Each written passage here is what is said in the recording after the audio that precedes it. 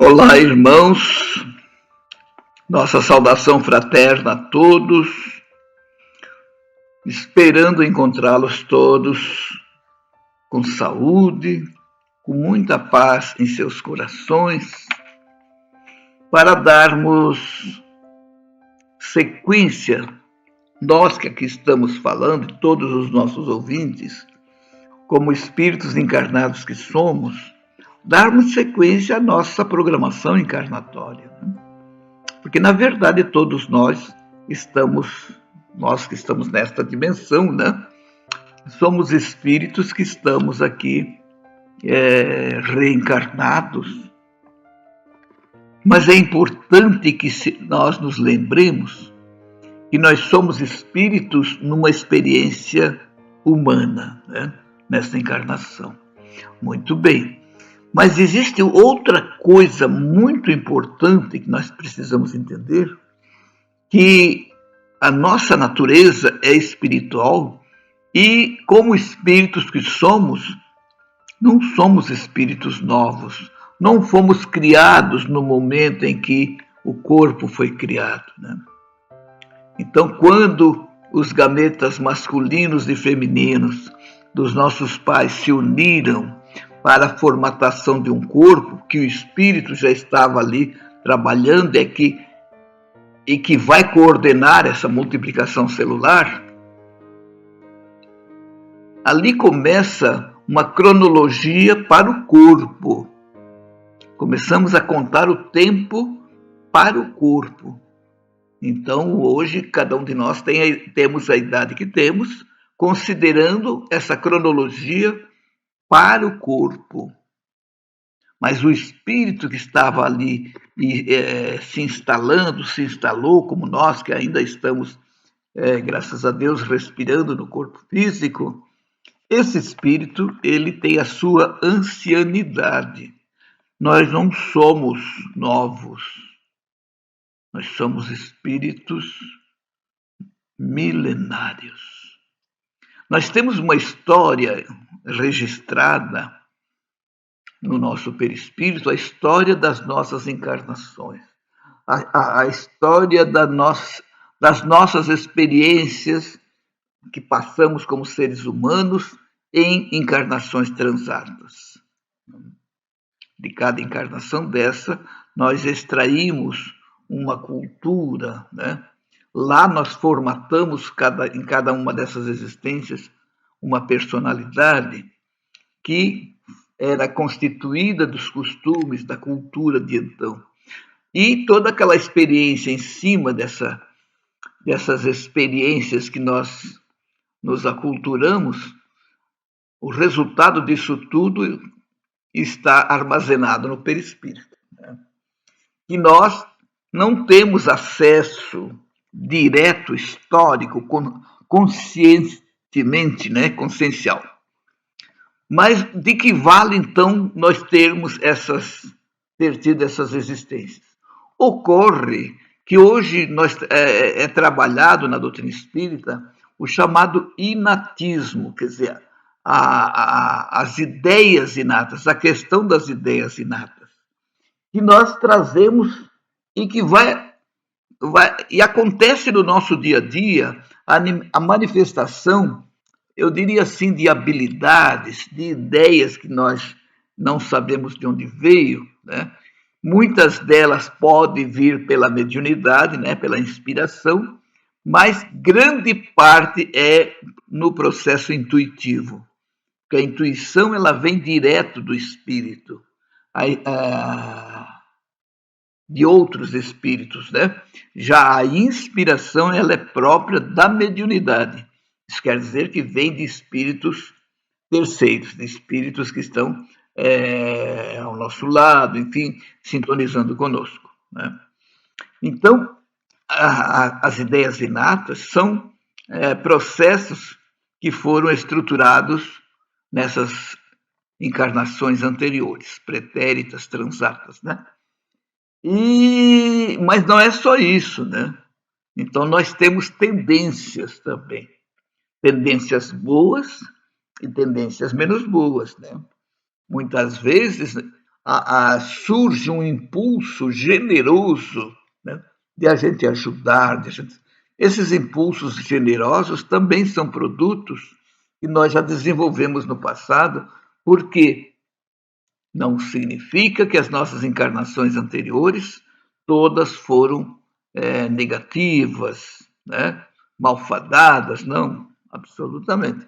Nós também construímos coisas boas, mas infelizmente nós também escorregamos, deslizamos moralmente, né? Onde então, de certa forma, acumulamos um certo débito, e aí onde temos a necessidade de corrigir isso tudo, né?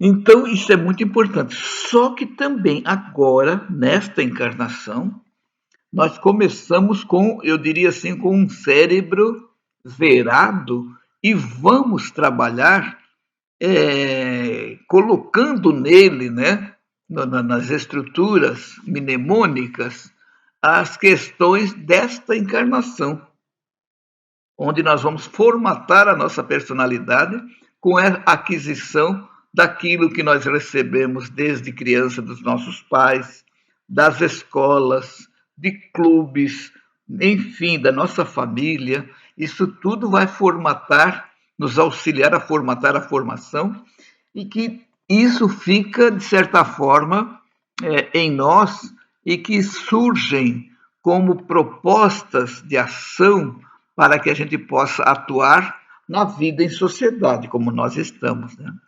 Mas vejam só, infelizmente a cultura que o espírito recebe ao reencarnar aqui não é uma cultura, via de regra, uma cultura cristã, moralmente. Geralmente não é.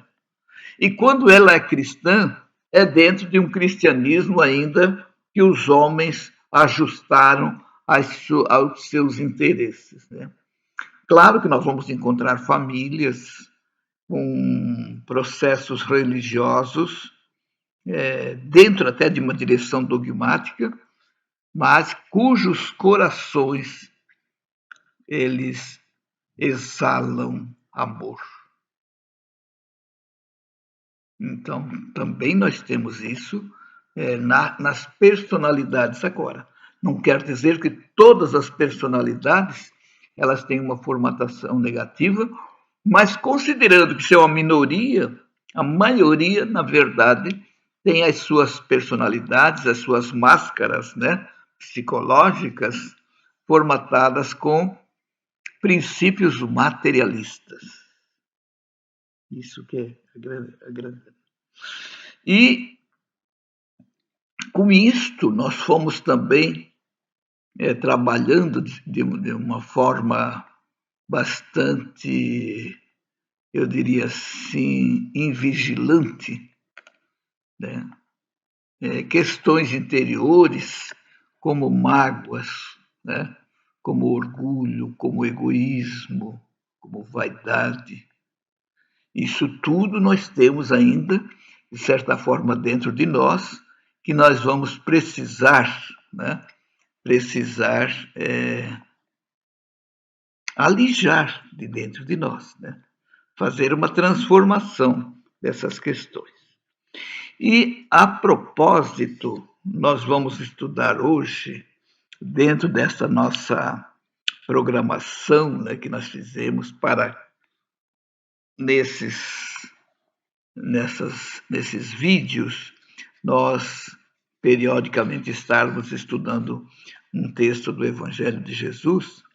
Hoje nós vamos tratar de um assunto bastante conhecido dos irmãos. Porém, nós temos observado que, principalmente esse trecho que nós vamos estudar, acerca dos mercadores expulsos do templo, os nossos irmãos têm comparado isso como sendo um aspecto que aconteceu, que Jesus fez isso aqui.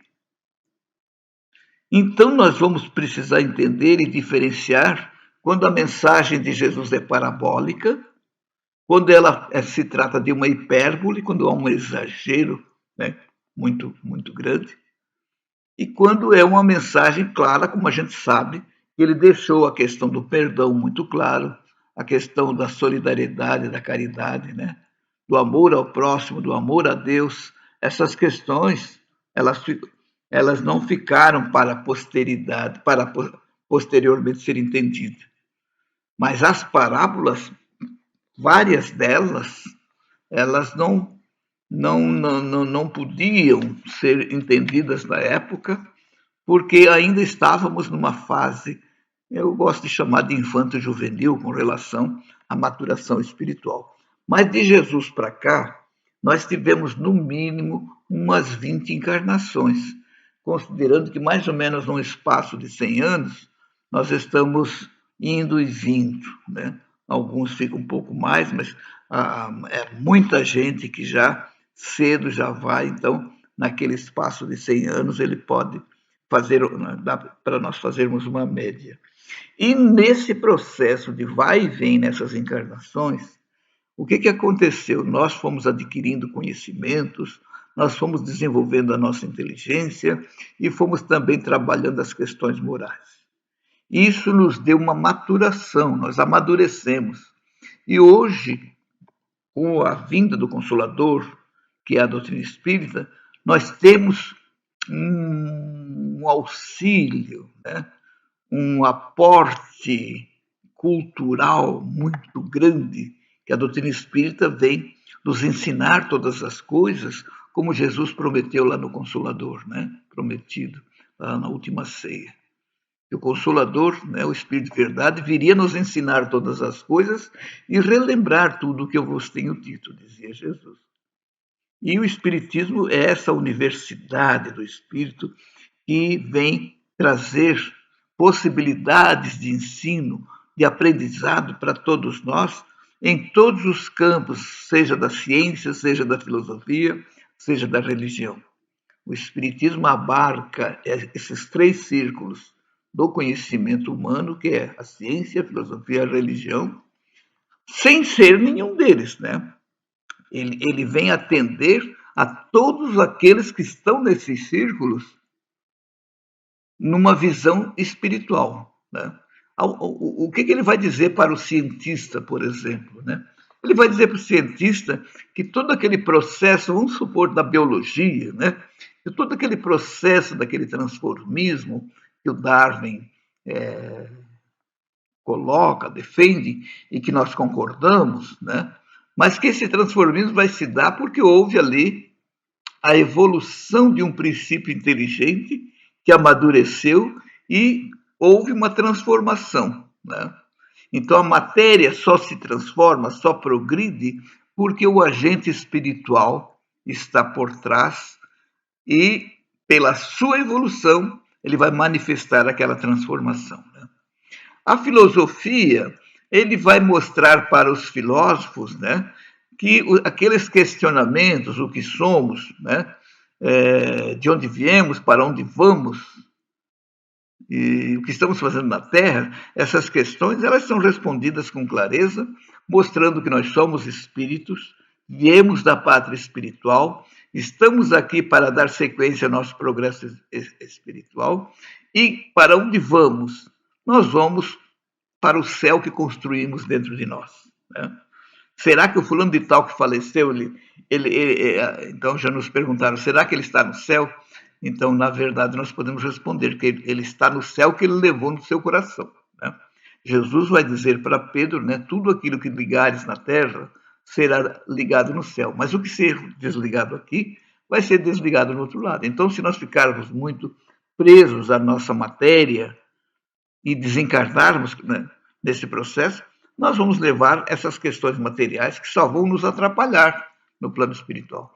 Então, esse espírito vai ter uma certa dificuldade, né, para encontrar a tão sonhada felicidade, porque ele estava muito preso ainda aqui às questões físicas, né? E isso não dá para levar, né? O que nós levamos é a inteligência, são os conhecimentos e as qualidades morais. O resto fica tudo aqui.